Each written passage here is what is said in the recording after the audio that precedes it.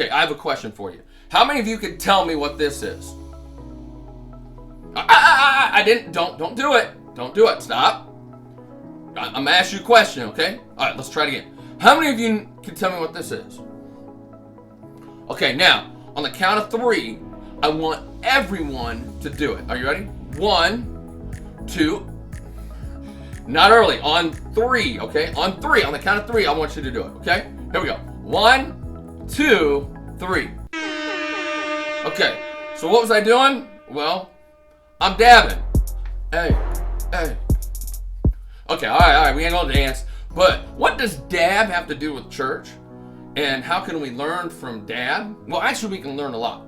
See, dab stands for during, after, and before. During, after, and before. See, we can learn a lot from dab because how many of us know that when we go through things or when we're in different situations that how have we been before it, how we have been during it, and how do we do after that? Well, mix all the letters around, you have during, after, and before. And what we want to talk about today is someone who really could dab. They could dab because during, after, and before they were in a really tough situation, they still had their faith and their trust, and it didn't change. Now, I'm going to tell you right now, for me, during something, after it, and before, unfortunately, I've reacted different. And I've done probably maybe how I shouldn't during, and then after, it's a lot different to look at it, and then before, we all act differently. But how can we learn to be the same and have our trust and our strength during something, after something, and make sure that we have it before? Now, last week we learned about Shadrach, Meshach, and Abednego, and how we put on some different glasses and how we got a different view of things and how they were able to handle things and how they really had their trust and strength in God. But I'm talking about my guy Dab, otherwise known as Dab Daniel. Dab Daniel is someone who during, after, and before had his faith in God and knew that it was through him. And so I want to talk to you about the book of Daniel, chapter 6. Daniel, chapter 6. All right, so if you have your Bible, make sure that you have your Bible, and we're going to go to the Old Testament, the book of Daniel, Daniel chapter 6. Daniel chapter 6. And we're talking about Daniel, but today we're calling him Dab Daniel. What does Dab stand for? During, after, and before. Let's get into it. Daniel chapter 6. So here's the thing. Now we talked about, Shadrach, Meshach, and Abednego last week. And this, what we're talking about, is like a time after that. They believe that Daniel was around 80 years old. And so Daniel has really earned a place of trust and leadership. And the way things that were broken up back then is that you would have a king, and then you'd have people who were underneath him, and then people who were underneath that. A little bit different, but right now we have a president, and we have the Senate and the House, and we have governors and mayors and city council and different things like that, where they're put in a position over us. Well, Daniel was one of like the top dudes. Like, he was really up there. But there were some other guys in position that didn't like the fact that Daniel was one of those top dudes. And so they were thinking, how can we get Daniel? Because they actually tried, and if you read there in Daniel chapter 6, it talks about how they were looking at, okay, well, maybe he's going to mess up at work. Maybe he's going to do something. We can get him there. They couldn't do it. So they finally said, okay, I got it. We're going to get Daniel. Let's do this. So they go to the king, and they're like, King, hey, do you know that if you make a rule, a law or whatever, that it says that once you make it and you sign off on it, stamp it, that it can't be broken? So if you made a rule that every person's supposed to stand on their feet and hop around and go and make noises like that, well, you have to hop around and make noises and faces like that. It's silly, right? But back then, if that happened, that's what you got to do. Well, they convinced the king that, you know what? Why don't you have this rule? Why don't you have this rule in place that no one should be praying? Let's actually read in Daniel chapter 6. And here we go. and they said this. They said, King, you should establish a statute or a rule that anyone who makes a petition or prayer to any god or man besides you, King, for 30 days shall be cast into a lion's den. Ye citizens of Babylon, a decree from King Darius. Anyone who prays to any god or man during the next 30 days, except to the king, shall be thrown into the lion's den. And so it has been decreed this day.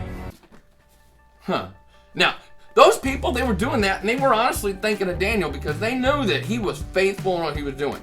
See, before things were going on, he was always doing that. He was faithful in how he was doing his job, how he followed the Lord, and he was really, they knew that he was going to follow God and pray. So maybe they can get him that way. Well, what happened? As Daniel would do is he would go and he would pray. And those guys said, oh, Daniel's doing that. So they went to the king and they're like, hey, king.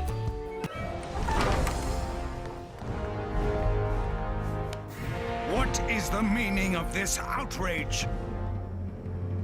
We caught Daniel praying to his God, and not to you. Daniel. The preparations for the execution have been ordered, my lord. Daniel is my friend. A decree set forth by the king, after all, is the law. It cannot be undone. Then as soon as the king heard this, he was deeply distressed, and he even tried to deliver Daniel. See, even though Daniel and the king didn't have all the exact same beliefs in that, Daniel represented God in his speech, his actions, how he honored people. And that's the thing that we can also learn, is that maybe we don't have to beat people over the head with the Bible, but yet through our actions, the way that we honor people, is that it can speak a lot louder. Let's keep going. Then the king gave the orders, and Daniel was brought in and cast into the lion's den. But listen to this. The king spoke and said to Daniel. Now remember, the king and Daniel, they didn't really agree, but Daniel, how he represented himself. So during the time that they're grabbing him and they're going to throw him in there, this is what the king said. May your God, whom you serve so faithfully, rescue you. Constantly. Constantly does not mean, okay, you're in a bunch of trouble, so like 2 minutes ago, you better be like, oh yeah, God, I'm real sorry, oh, help me. No. Constantly serve. And that's before, and now it's during. But then the king woke up in the morning, and he went in, and when he had come close to the den, he cried out with his troubling voice, Daniel, you were faithful and served your God. Was he able to save you from the lions? Can you imagine the king going and saying that? Well, what happens? What happens next? God sent his angel to shut the lions' mouths so they would not hurt me, for I have been found innocent in his sight. And also, O king, I have done no wrong before you. See, he was faithful in what he was doing. He was faithful in serving God before and during. Let's see what happens afterwards. So the king was very pleased and gave orders for Daniel to be taken out of the den. So Daniel was taken out of the den, and no injury was found on him because he trusted in his God. Note it doesn't say because he knew special moves and punched the lions in the mouth and he gave them a special food. No. Because he trusted in God. Just like our verse says, God is able to do immeasurably more than all we can ask or imagine. I know that wasn't Daniel who did that. That was God who did that. You can see in verse 25, the king wrote to all the peoples, nations, in every language. Now remember, they just had a rule that says you can't pray or do anything to anybody but the king. And so I make a decree in all of my kingdom.